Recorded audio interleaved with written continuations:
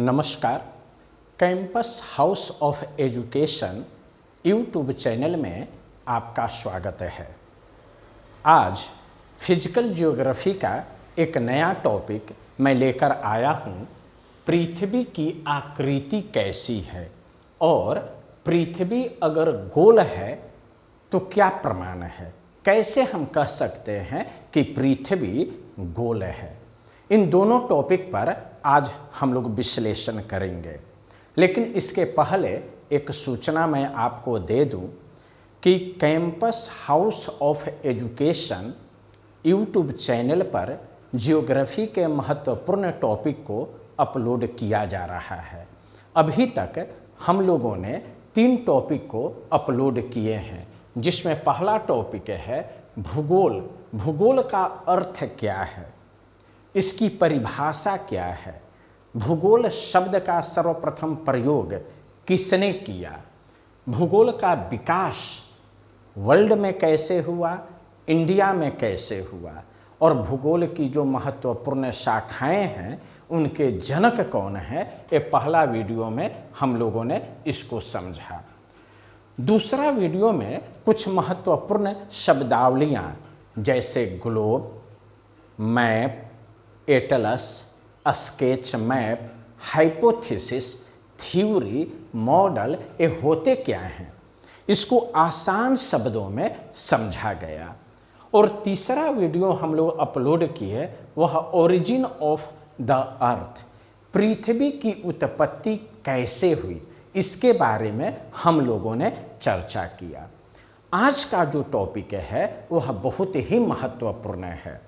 अलग अलग किताबों में पृथ्वी के शेप को लेकर काफ़ी विवाद है। पृथ्वी की आकृति कैसी है, इसमें अलग अलग पुस्तकों में अलग अलग बातें लिखी हुई है। साथ ही साथ हम लोग यह भी जानने का कोशिश करेंगे कि पृथ्वी गोल है ये हम कैसे कह सकते हैं। तो अब हम लोग पृथ्वी की आकृति के बारे में समझेंगे। पृथ्वी की आकृति को लेकर प्राचीन समय से ही विवाद रहा है। हालांकि भारतीय ग्रंथों, जो हमारे सबसे प्राचीन ग्रंथ है वेद है, उसमें ऐसा कहीं कोई कन्फ्यूजन नहीं है। यहाँ के वेद, आरण्यक, उपनिषद में पृथ्वी की आकृति सही सही बताई गई है, वही जो आज हम लोग पढ़ते हैं। लेकिन विश्व के अन्य देशों में अलग अलग विद्वानों द्वारा अलग अलग समय पर उसकी आकृति कुछ और बताई गई है, जो तत्कालीन समय में तो वह सही माना गया, लेकिन वर्तमान समय में वो आकृति गलत हो गई है। जैसा कि हम लोग देख रहे हैं, बेबीलोन और यूनानी लोग पृथ्वी की आकृति चौरस, वृत्ताकार, तस्तरी की तरह बताते हैं। उन लोगों का मानना था कि पृथ्वी जो है वह फ्लैट सर्कुलर डिश की तरह है। हालांकि आज के संदर्भ में देखें, सोचे तो यह हंसी का एक चीज़ बन जाएगा कि ऐसी पृथ्वी कैसे हो सकती थी। लेकिन उस समय इतना साइंस विकसित नहीं था उन देशों में, तो उनका अनुमान यह था कि पृथ्वी की आकृति ऐसी है। इसी तरह से कोपरनिकस महोदय ने पृथ्वी को गेंद के समान गोल बताया। बहुत हद तक इनका जो सोच था, इनका जो परख था वह सही था। इन्होंने कहा कि पृथ्वी की आकृति जो है वह गेंद की तरह गोल है। न्यूटन महोदय पृथ्वी की आकृति को नारंगी के समान गोल बताया। ये न्यूटन का अपना मत था। जेम्स जिन्स महोदय नाशपाती की तरह बताते हैं पृथ्वी की आकृति। हालांकि थेल्स, जिनका गणितीय भूगोल में योगदान बहुत ज़्यादा है, ये यूनान के विद्वान हैं, इनका मानना था कि पृथ्वी पानी में तैरती हुई एक तस्तरी की तरह है। हालांकि ये आज के संदर्भ में दूर दूर से समानता नहीं रखती है। हेरोडोटस महोदय, जिन्हें फादर ऑफ हिस्ट्री कहा जाता है, इनका मानना था कि पृथ्वी की आकृति चपटी तस्तरी की तरह है। ऐसे ही हिकेटियस महोदय मानते हैं कि पृथ्वी की आकृति जो है वह गोलाकार है। कुछ अन्य जो यूनानी विद्वान हैं, जिनमें अनेक्जिमेंडर आते हैं, इरेटोस्थनीज आते हैं, पोसिडोनियस आते हैं, इनमें से कई ऐसे विद्वान हैं जिनका मानना था कि पृथ्वी की आकृति ढोल की तरह है, ढोलक आप जानते होंगे वैसा। लेकिन ये सब बातें वर्तमान संदर्भ में गलत साबित हुआ। हालांकि अगर आप नेट की तैयारी करते हैं तो उसमें ये चीज़ें पूछी जा सकती है कि किसके अनुसार पृथ्वी की आकृति कैसी है। एकेडमिक अगर आपकी तैयारी है तो उसमें ये पूछा जा सकता है। मेन कन्फ्यूजन यहाँ पर होता है कि पृथ्वी की आकृति कैसी है, गोल है, ज्वाइड है, स्फेराइड है, ओवलेट स्फेराइड है। बच्चे क्या करें, इसमें कौन सा ऑप्शन मारे? जॉन हर्शेल कहते हैं कि पृथ्वी की आकृति जो है वह ज्वाइड है, ये सही है। लेकिन अगर ऑप्शन में देता है कि पृथ्वी की आकृति कैसी है और इसके ऊपर वाले सारे ऑप्शन है तो आंसर ज्वाइड सही होगा। हमारे यहाँ जो वेद है, आरण्यक है, उसमें बहुत पहले प्रारंभ में ही यह बता दिया गया कि पृथ्वी की आकृति गोलाभ है, जिसको स्फेराइड कहा जाता है। लेकिन सबसे उपयुक्त आंसर क्या होना चाहिए? ये भी आंसर सही है। सबसे उपयुक्त आंसर है ओवलेट स्फेराइड, लधवक्ष गोलाभ है। अगर प्रश्न यह है कि पृथ्वी की आकृति कैसी है और ऑप्शन में ओवलेट स्फेराइड हो तो आप ओवलेट स्फेराइड को ही रंगेंगे, लधवक्ष गोलाभ को ही रंगेंगे। और ये नाम जो है आर्यभट्ट ने दिया है।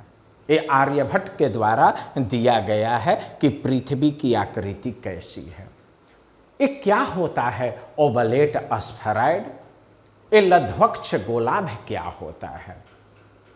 आप नारंगी देखे होंगे या ग्लोब, आप ग्लोब देखे हैं। ग्लोब या नारंगी बीच में हल्का फूला हुआ होता है, उभरा हुआ होता है और ऊपर और नीचे हल्का चपटा होता है। ऐसी ही आकृति को ओवलेट स्फेराइड कहा जाता है। लेकिन फिर प्रश्न यह उठता है कि ये ग्लोब जो है या अर्थ है, ये बीच में फूली हुई क्यों है? क्योंकि पृथ्वी दो तरह की क्रिया करती है, एक रोटेशन और दूसरा रिवोल्यूशन। अगर वे अपने ही स्थान पर घूमती है तो इसे हम रोटेशन कहते हैं, और वह सूर्य के चारों ओर घूमती है तो इसको हम रिवोल्यूशन कहते हैं। जब वह अपने ही स्थान पर घूमती है, रोटेशन करती है, तो उसमें सेंट्रीफ्यूगल फोर्स कार्य करती है। घूर्णन के कारण सेंट्रीफ्यूगल फोर्स जो उत्पन्न होते हैं, इससे बीच का भाग में हल्का उभार आता है। अगर प्रश्न यह आता है कि पृथ्वी बीच में फूली हुई क्यों है, उभरी हुई क्यों है, तो इसका आंसर होगा घूर्णन के कारण, रोटेशन के कारण। ये हुई पृथ्वी की आकृति से संबंधित बातें। अब एक सामान्य रूप में यह मान लिया गया कि पृथ्वी की आकृति गोल है। लेकिन कैसे माना जाए, इसके लिए प्रमाण क्या है? हम कैसे कह सकते हैं कि पृथ्वी की आकृति गोल है? पृथ्वी गोल है, इसको अभी हम 7 प्रमाणों के द्वारा समझ सकते हैं। आप एक एक करके हर प्रमाण को समझने का कोशिश करेंगे। सबसे पहले इसको लेते हैं। कुछ विद्वानों ने कहा कि पृथ्वी जो है वह गोलाभ स्थिति में है, स्फेरिकल है। यहाँ पर आप चित्र देख रहे हैं, ये अर्थ का स्फेरिकल शेप है और यहाँ पर फ्लैट शेप है। अगर पृथ्वी सपाट होती, फ्लैट नुमा होती, तो क्या होता? एक समय ऐसा आता कि इस पर चलने वाले जहाज पानी में वो सागर के किनारे गिर जाते, फिर नीचे गिर जाते अगर यह सपाट होते तो। लेकिन यह स्फेरिकल है, इसलिए यह चारों तरफ कहीं गिरने का इसमें गुंजाइश ही नहीं है। अगर पृथ्वी ऐसे इस शेप में होती तो कहीं ना कहीं तो इंड होता, कहीं ना कहीं तो ये सागर खत्म होंगे, और खत्म होंगे तो वहाँ किनारे पर वो शिप गिर जाता। लेकिन पृथ्वी ऐसी है नहीं। पृथ्वी कैसी है? स्फेरिकल है। वो एक जगह जब सागर में चलेगी जहाज तो चलते जाएगी, कहीं किनारे पर गिरने का चांस नहीं है। इस आधार पर हम कह सकते हैं कि पृथ्वी की आकृति कैसी है? पृथ्वी की आकृति गोल है या स्फेरिकल है। इसी तरह से हम इस दूसरे फिगर से भी समझ सकते हैं। दूसरा फिगर में ये सोलर सिस्टम बना हुआ है। इसमें कई चीज़ें हैं, जैसे सन है, मून है, इसमें अलग अलग ग्रह है, इसमें अलग अलग उपग्रह है। इन सब को जब दूरबीन से देखा जाता है पृथ्वी पर से, जैसे आप सन को देखें, मून को देखें, जुपिटर को देखें, मार्स को देखें, वेनस को देखें, तो सबकी आकृति गोल नजर आता है। तो जब ये सब गोल है और पृथ्वी भी इसी का अंग है, इसी का भाग है, तो इस आधार पर हम कह सकते हैं कि पृथ्वी की आकृति भी गोल है। इसको हम ऐसे भी कह सकते हैं कि सन के साथ जो 8 ग्रह हैं, Mercury, Venus, Earth, Mars, Jupiter, Saturn, Uranus, Neptune, ये सब की उत्पत्ति तो एक ही समय हुई है और एक ही प्रक्रिया से हुई है। तो जब बाकी गोल है तो निश्चित रूप से पृथ्वी भी गोल होगी। इस आधार पर हम कह सकते हैं कि पृथ्वी की आकृति गोल है। ये तीसरा जो फिगर है ये काफी महत्वपूर्ण है, इसको आप समझेंगे। अगर पृथ्वी फ्लैट रहे, सपाट रहे, तो क्या होगा? अगर इस पर कोई सीप चले, नाव चले, बोट चले इस सपाट धरातल पर, पानी के भाग में, और अगर हम दूर खड़े हैं और दूर से कोई नाव या बोट हमको नजर आ रहा है, तो संपूर्ण बोट हमको नजर आएगा, चाहे वह दूर हो या नज़दीक हो या बीच में हो, वो जितना नजर आएगा एक ही जैसा नजर आएगा, क्योंकि यह फ्लैट है। लेकिन ऐसा होता नहीं है। ऐसा सागर में जब आप जाकर देखेंगे तो सीप का पहले, अगर सीप दूर है तो सीप का पहले ऊपर का भाग नजर आता है, और जैसे जैसे ये आपके नज़दीक जाता है वैसे वैसे बाकी भाग नजर आता है। अगर यह प्लेन रहता, फ्लैट रहता, सपाट रहता, तो ये ऐसी स्थिति नहीं होती। ऐसी स्थिति कब होगी? जब वह स्फेरिकल होगा। जैसे जैसे ये आपके पास, आपसे नज़दीक आएगी, वैसे वैसे आप जहाज का संपूर्ण भाग देखेंगे, न कि यहाँ पर, यहाँ दूर रहे या नज़दीक रहे, संपूर्ण जहाज एक बार देख सकते हैं।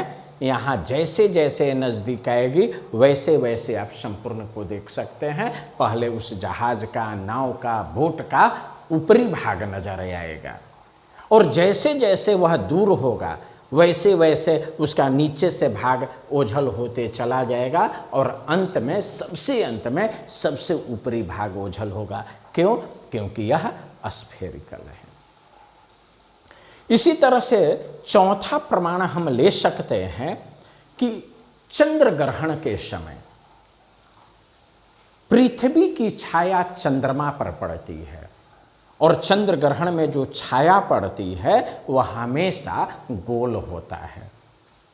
तो जो चीज़ जैसा रहेगा उसकी छाया वैसा ही ना होगा। अगर हम कोई लंबी चीज़ को सामने रखें तो इसकी छाया लंबी होगी, अगर हम चौड़ी चीज़ को रखें तो उसकी चौड़ी होगी। तो जो जैसा होता है उसकी छाया वैसा ही बनता है। तो पृथ्वी की छाया मून पर पड़ता है और वह गोल दिखाई पड़ता है। इस आधार पर हम कह सकते हैं कि पृथ्वी का शेप जो है वह स्फेरिकल है या गोल है। चंद्र ग्रहण किस स्थिति में होता है? चंद्र ग्रहण होता है SEM, सन, अर्थ और मून, अर्थात सन और मून के बीच में जब अर्थ आ जाता है तो वैसी स्थिति में चंद्र ग्रहण होता है। कैसे? अर्थ को यहाँ से हटा दिया जाए। अभी डायरेक्ट सन का प्रकाश पड़ रहा है मून पर, और आज मून जो है फुल मून है, आज पूर्णिमा है, आज मून सबसे ज़्यादा चमकीला है। लेकिन सन और मून के बीच में रिवोल्यूशन, रोटेशन की जो प्रक्रियाएं चल रही है, ये दोनों के बीच में अर्थ आ जाता है। आज मून को पूरा चमकीला नजर आना चाहिए, मून को आज है संपूर्ण मून नजर आना चाहिए, लेकिन बीच में अर्थ आ जाने के कारण आज मून ढक गया, नजर नहीं आ रहा है। यही चंद्र ग्रहण है। मून पर पृथ्वी की छाया पड़ गई और वो छाया कैसा है? गोल है। ये चंद्र ग्रहण की स्थिति हुई और इसी से यह प्रमाणित होता है कि पृथ्वी गोल है। अगला हम ले सकते हैं इसको, ये सन है और ये स्फेरिकल अर्थ है और ये फ्लैट अर्थ है। अगर पृथ्वी सपाट होती तो पूरे वर्ल्ड में एक ही समय में सनराइज होता, एक ही समय में सनसेट होता। मान लिया जाए कि ये मेरा हाथ वर्ल्ड है, तो एक ही बार जब सूर्य का प्रकाश पड़ेगा तो संपूर्ण पृथ्वी पर एक ही बार सनराइज हो जाएगा। जब प्रकाश नहीं पड़ेगा तो एक ही बार सनसेट होगा। लेकिन हकीकत में ऐसा नहीं है। अलग अलग देशों में अलग अलग समय में सनराइज और सनसेट होता है। और ये कैसे संभव है? तब जब पृथ्वी की आकृति स्फेरिकल हो, इस रूप में हो। जहाँ सन लाइट पड़ रहा है वहाँ पर सनराइज, जहाँ पर नहीं है वहाँ पर नाइट रहेगा, वहाँ रात रहेगा। और पृथ्वी धीरे धीरे धीरे धीरे रोटेशन जो कर रही है और सूर्य का प्रकाश पड़ रहा है, इसलिए अलग अलग स्थानों पर अलग अलग समय में सनराइज सनसेट होता है। सनराइज और सनसेट के आधार पर हम कह सकते हैं कि पृथ्वी की आकृति कैसी है? स्फेरिकल है। एक और आप इस फिगर से समझ सकते हैं, क्या पृथ्वी सचमुच में स्फेरिकल है या फ्लैट है? इसको कैसे समझा जाए? दूर फील्ड में, सपाट मैदान में आप 3 यहाँ पर विकेट या 3 पिलर, पॉल यहाँ पर गाड़ दे, एक ही ऊंचाई के, एक ही बराबर गाड़ दे। ये तीनों को जब आप देखेंगे दूर से तो तीनों एक साइज के नजर आएगा, ऊपर नीचे नहीं होगा, तीनों एक साइज के नजर आना चाहिए। अगर ये फ्लैट है तो आना चाहिए एक साइज का, लेकिन ऐसा आता नहीं है। जब 3 पिलर आप गाड़ते हैं तो बीच वाला पिलर जो है वो हल्का ऊपर नजर आता है, बड़ा नजर आता है। और ये क्यों संभव है? क्योंकि ये स्फेरिकल बना हुआ है। ये आप प्रैक्टिकल करके देख सकते हैं, ये स्फेरिकल के कारण ऐसा है। तो इस आधार पर भी हम कह सकते हैं कि पृथ्वी की आकृति गोल है। और वर्तमान समय में बहुत सारे सैटेलाइट ऊपर छोड़े गए, बहुत सारे लोग अंतरिक्ष में भी गए, और अंतरिक्ष में जाने के बाद जब पृथ्वी को देखते हैं तो पृथ्वी की आकृति ऐसी नजर आती है। Earth as seen from space, space से पृथ्वी ऐसी नजर आती है। इस आधार पर हम कह सकते हैं कि पृथ्वी कैसी है, फ्लैट नहीं, स्फेरिकल है, गोल है। ये बातें जो हैं, पृथ्वी की आकृति कैसी है, ये इंटरव्यू में आपसे पूछा जा सकता है। इंटरव्यू के लिए ये काफ़ी महत्वपूर्ण है कि पृथ्वी की आकृति, पृथ्वी गोल कैसे है। अलग अलग इंटरव्यू में, विशेषकर बीपीएससी में कई बार ऐसे प्रश्न आए हैं और ऑब्जेक्टिव एग्जाम के लिए उसका शेप याद रखेंगे कि वह स्फेरिकल या ओवलेट, स्फेरॉइड एक क्या है। आज की क्लास यहीं तक, और अगला वीडियो जो हमारा रहेगा वह पृथ्वी की आंतरिक संरचना, भूगर्भ के अंदर की बनावट कैसी है, जिसमें हम लोग भूकंपीय तरंग के बारे में पढ़ेंगे, ज्वालामुखी के बारे में पढ़ेंगे। ये चैप्टर पीटी के लिए, मेंस के लिए, इंटरव्यू के लिए काफ़ी कारगर होगी। इतना ही नहीं, अगर आप जियोग्राफी से इंटरमीडिएट या बीए या पीजी कर रहे हैं तो एकेडमिक में भी इस चैप्टर को पढ़ना है। तो फिर मिलते हैं अगले वीडियो में, तब तक के लिए धन्यवाद।